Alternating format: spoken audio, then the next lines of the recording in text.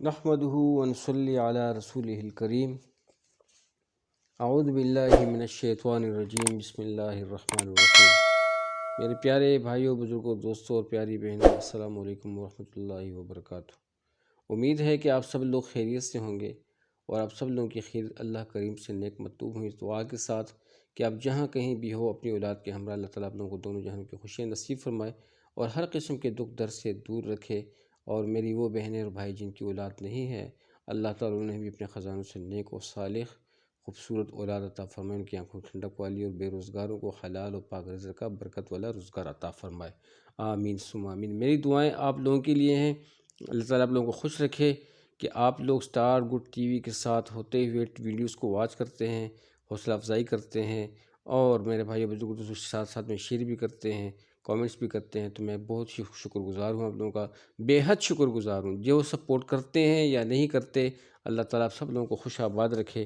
میرے بھائی بزرگوں دوستوں، سپورٹ کرنے سے یہی ہوتا ہے کہ بندہ انکریج ہو جاتا ہے، تو ضرور میرے چینل پہ آئیے گا، چینل کا وزٹ کیجیے گا، اور یہ جتنے بھی ہم ویڈیوز اپلوڈ کر رہے ہیں اس کا مقصد یہی ہے کہ یہ پورا کا پورا دین جو ہے یہ ہماری زندگی میں آ جائے اور پورے کے پورے عالم میں آ جائے، اور محمد صلی اللہ علیہ وسلم کے بعد طریقوں پہ ہم لوگ زندگی گزارنے والے بنیں۔ سب سے بڑا مقصد یہی ہے کہ ہم اللہ سبحانہ وتعالی کی خوشنودی اس کا قرب حاصل کریں، اور ہر حالت میں ہماری مدد ہو اور نصرت ہو۔ اور اس فتنے کے دور میں میرے بھائی بزرگ دوستو، جو شخص ایک سنت پوری کرتا ہے محمد صلی اللہ علیہ وسلم کی، تو اس کو جنگ احد اور جنگ بدر میں جو اصحاب کرام شہید ہوئے تھے میرے بھائی بزرگ، تو ان شہیدوں کا درجہ ملتا ہے کہ 100 شہیدوں کا اجر ملتا ہے میرے بھائی بزرگ دوستو۔ کتنا بڑا فائدہ ہے، پھر بھی ہم لوگ یہ فائدہ نہ لیں تو پھر یہ اپنا ہی نقصان ہے۔ تو آج کی اس ویڈیو میں اللہ پاک کے فضل و کرم سے ہم لوگ بیت الخلاء کے آداب سنت کے طریقے کے مطابق سیکھیں گے کہ جب ہم بیت الخلاء جاتے ہیں اور اس میں سنت طریقہ کیا ہے، ہمیں کیا فائدہ ہو سکتا ہے، تاکہ ہم داخل ہوتے ہوئے نکلتے ہوئے ہمیں فائدہ ہو، اور ہم لوگ جو ہیں سنت طریقے میں رہتے ہوئے ہمیں دونوں جہانوں کا نفع ہو، ہماری ضرورت بھی پوری ہو، اور اللہ سبحانہ تعالیٰ کی رضا بھی حاصل کر سکیں۔ تو چلیے شروع کرتے ہیں۔ ہر وہ چیز جس پر اللہ تعالیٰ یا آپ صلی اللہ علیہ وسلم کا نام یا کوئی آیت لکھی ہوئی ہو، بیت الخلاء میں نہ لے کر جائیں۔ یہ بیت الخلاء کے آداب کے مطابق ہے، اور اس کے یہ اصول ہے۔ نمبر 2 یہ ہے کہ جوتا چپل وغیرہ پہن کر جائیں۔ جب بھی ہم لوگ بیت الخلاء میں جائیں تو چپل وغیرہ پہن کر جائیں، بغیر چپل کے بیت الخلاء میں داخل ہونا سنت کے خلاف ہے۔ سر ڈھانک کر جائیں، سر پہ کوئی ٹوپی یا کوئی کپڑا ضرور رکھیں۔ بیت الخلاء میں داخل ہونے سے پہلے یہ دعا پڑھیں، اللہم انی اعوذ بک من الخبث والخبائث، من الخبث والخبائث۔ بیت الخلاء سے نکلتے وقت پہلے سیدھا پاؤں باہر نکالیں، جب اندر داخل ہوں تو بایاں پاؤں، اور جب نکلیں تو دایاں پاؤں۔ پیشاب خانے کے لیے زمین کے قریب ہو کر کپڑا بدن سے ہٹائیں، ٹھیک ہے جی؟ یعنی کہ بیت الخلاء سے نکلتے وقت پہلے سیدھا پاؤں باہر نکالیں، جب پیشاب پاخانے کے لیے زمین کے قریب ہو کر کپڑا بدن سے ہٹائیں۔ منہ یا پیٹھ قبلے کی طرف نہ کریں، منہ، چہرہ یا پیٹھ جو ہے وہ قبلہ رخ نہ ہو۔ بیت الخلاء میں خاموش رہیں، بات نہ کریں، کیونکہ جو لوگ بیت الخلاء میں باتیں کرتے ہیں تو ان کا نقصان یہ ہوتا ہے کہ جو کرام کاتبین جو لکھنے والے ہوتے ہیں، ان ملائکوں کو بہت زیادہ تکلیف ہوتی ہے، اور جو ہے نا ان کی طرف سے اس کے لیے بہت زیادہ بد دعائیں نکلتی ہیں، تو لہٰذا ان چیزوں سے دور رہیں۔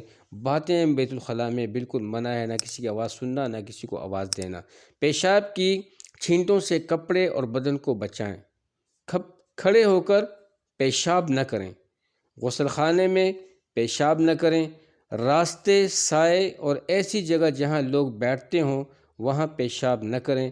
آپ صلی اللہ علیہ وسلم نے استنجا کے لیے 3 ڈھیلوں کا حکم دیا ہے۔ جہاں ڈھیلوں کا استعمال نہیں کیا جا سکتا وہاں ٹیشو پیپر کا استعمال کریں۔ استنجا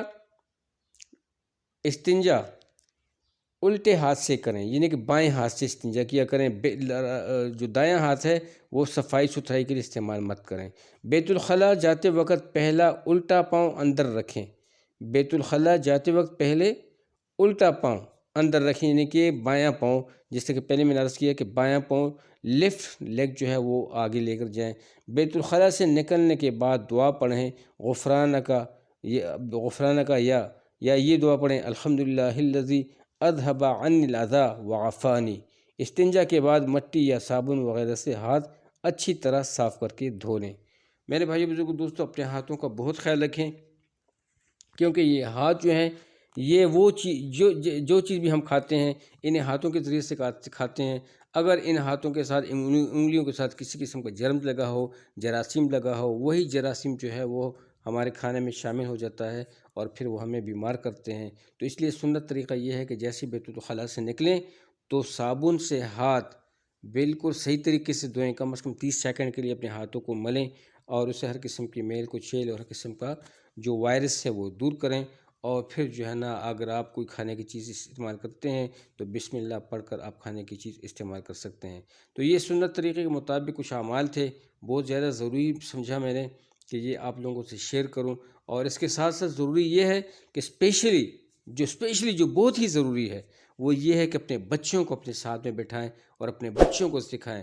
یہ بچے جو ہیں یہ بہت زیادہ ہمارا قیمتی سرمایہ ہے، اگر ان کو آپ لوگ نہیں سکھائیں گے تو ہمیں بہت بڑا نقصان ہوگا۔ یہ سب سے بڑی عمل ہے کہ اپنے بچوں کو سکھائیں، اور یہی آپ کا سب سے بڑا ایسٹ ہے۔